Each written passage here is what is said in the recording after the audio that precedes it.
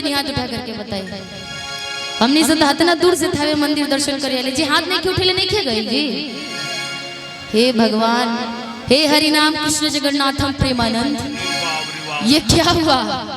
थावे मंदिर के पास रहने वाले भी मंदिर नहीं गए? हाथ उठा के बताइए ना कौन कौन गया है।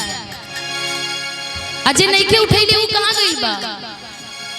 गोवा नहीं की न गई? हाथ उठाई पूरा पूरा माँ के नाम से। बोले सच्चे दरबार की, मैया थावे वाली की। और ई गाना सब कोई के याद होई बानो याद जी? पक्का सब कोई गाइब ना हमरा साथे, लड़का लोग भी। चिन्नी मिया के दाढ़ी मैया लावेली। ये भगवान इतना कम आवाज। हाँ गाओ गाओ फिर से गाओ। चिन्नी मिया के दाढ़ी मैया लावेली झूलूहा। जब दूगो हा हा हा क्या कर रहे हो? जब दूगो औरत चार गो औरत मंदिर में जाली और एक साथ गाना गावेली तो कितना अच्छा लगेला। और सोची यहाँ इतना सारा औरत लोग बालो, इतना सारा बाबा लोग बने लोग, एक ट्रेडिशनल पारंपरिक गाना सब कोई के याद है, सब लोग मिल के गाए। किन्नी मिया के दाढ़ी मैया लावेली। सोच ली मैया रानी आज ही है जे बुलावे के बनू अपना अपना घर है तो तनी हाथ उठा के ताली बजा के सभी बताए बे। किन्नी मिया के दाढ़ी मैया लावेली झूलूहा, बाकी झूली रे झूली ना। निमिया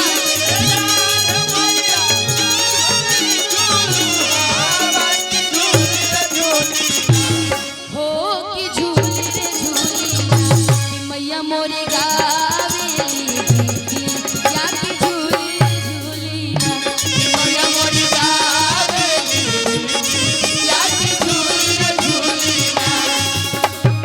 झूलता झूलात मैया लगली पियासी, या की चली रे भैलीना।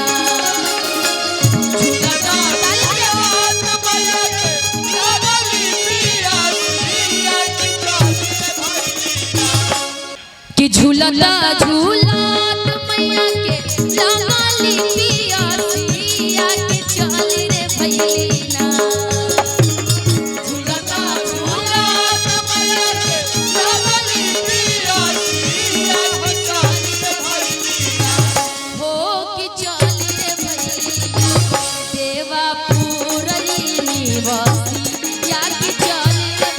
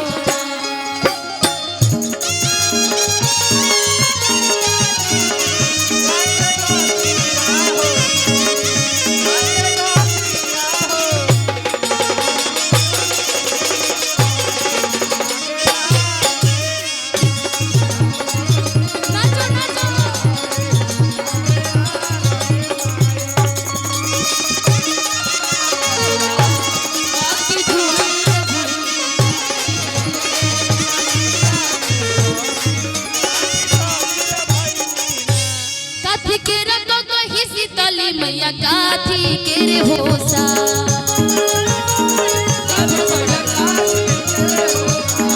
काथी के रखा कहीं सीतली मैया काथी के रे होसा।